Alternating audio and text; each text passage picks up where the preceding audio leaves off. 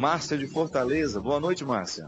Boa noite, Padre Fábio. Você tá boa, minha filha? Tudo em paz, graças a Deus. Que bom. Que bom que você ligou.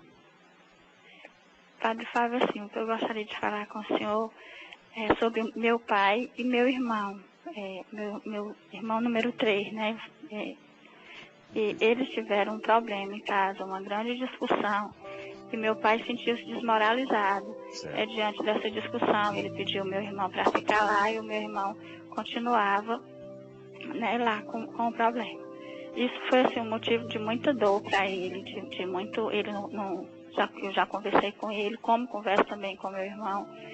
E ele disse que não perdoa, que assim, a palavra que ele colocou foi que o que aconteceu é uma coisa absurda e inadmissível.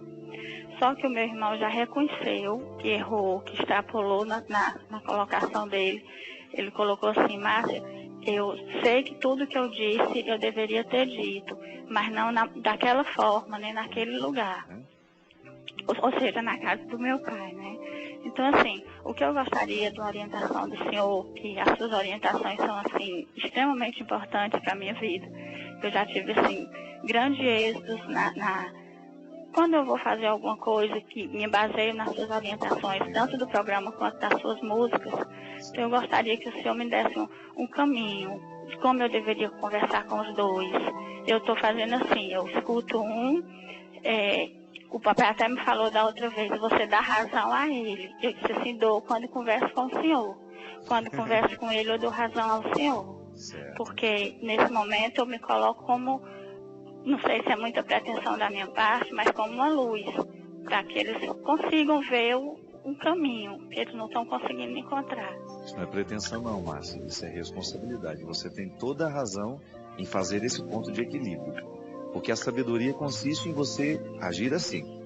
Diante do seu pai, você vai demonstrar que o filho tinha alguma razão. E aí você também vai ter a capacidade de assumir. Pai, ele não teve a fórmula certa de dizer.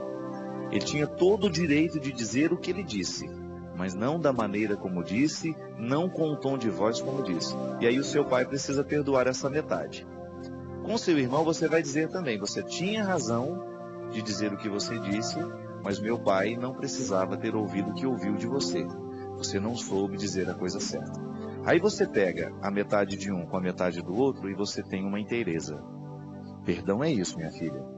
É a gente abrir mão de não querer ser inteiro na razão. Porque se a gente continua achando que a gente está inteiro, não sobra espaço para o outro. Você está fazendo a coisa certíssima.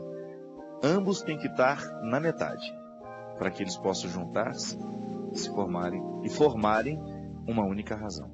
Você está no caminho certo, está agindo com sabedoria. Mostra a metade de cada lado e busque a reconciliação. O que é o caminho que nos faz reconciliar? É o fato de ser pai e de ser filho. É o significado que um tem para o outro. Mostre isso. Muitas vezes a nossa incapacidade de perdoar o outro, que a gente começa a prestar atenção no que o outro fez. E a gente só consegue perdoar na hora que a gente esqueceu o que o outro fez. E a gente se lembra de quem o outro é. A gente só perdoa depois que a gente esqueceu o que o outro fez e a gente se lembrou de quem ele é. Pô, minha mãe, em muitos momentos da minha vida, ela me fez raiva. E a gente já brigou demais às vezes na vida. Só que na hora que eu me lembro que ela é minha mãe, eu esqueço o que ela fez. A vida é assim, minha gente. Não tem que ter essa história porque é pai, porque é mãe, não briga. Briga, acontece. Só que depois do que aconteceu, a gente tem que esquecer o que ele fez com a gente e a gente tem que se prender aquilo que ele é para nós. Qual é o significado que nos une? É meu pai. Pode ser o pior homem do mundo, pode ter feito a pior coisa do mundo, pode ter tido a pior atitude do mundo, mas é meu pai. O significado prevalece sobre a atitude, sobre o acontecimento. Acontecimentos são temporários, as pessoas mudam nos acontecimentos, mas o significado é eterno. Um pai será pai a vida inteira, e o perdão vai acontecer aí. No momento que seu irmão reconhece isso, meu pai é meu pai, independente do que ele fez. E o seu filho vai reconhecer também. E o pai vai reconhecer isso também. Esqueça um pouco o que o meu filho fez e vou lembrar que ele é meu filho. Vou me prender a este significado. Aí sim a sabedoria vai tomar conta dos dois. Minha filha, você está no caminho corretíssimo, viu? Vai unindo essas metades. Deixa que cada um tenha razão, Mas não deixe de ter razão demais não, porque senão a gente perde a luta. E tem aquela história, o Padre Zezinho diz com muita sabedoria: pai tem que ganhar sempre, mas só de 6-5, 6-4. Para ser um placar justo, viu? Pode ganhar de muito grande não, a distância tem que ser menor, mas essa autoridade tem que prevalecer. A gente pode dizer o que a gente quiser, desde que a gente diga com respeito. O desrespeito não está no conteúdo do que a gente diz. O desrespeito está no invólucro das palavras. É na forma como nós dizemos. Uma palavra pode ser muito dura no seu conteúdo, mas se ela é dita com ternura, aquele que está ouvindo nem percebe muita dureza dela não. Ele vai sentir-se amado, ele vai sentir-se acolhido por aquela palavra que está denunciando alguma coisa errada dentro dele. Às vezes nós erramos porque nós queremos dizer a palavra dura de forma dura. Não pode ser assim não. A minha síndica lá era uma mulher brava.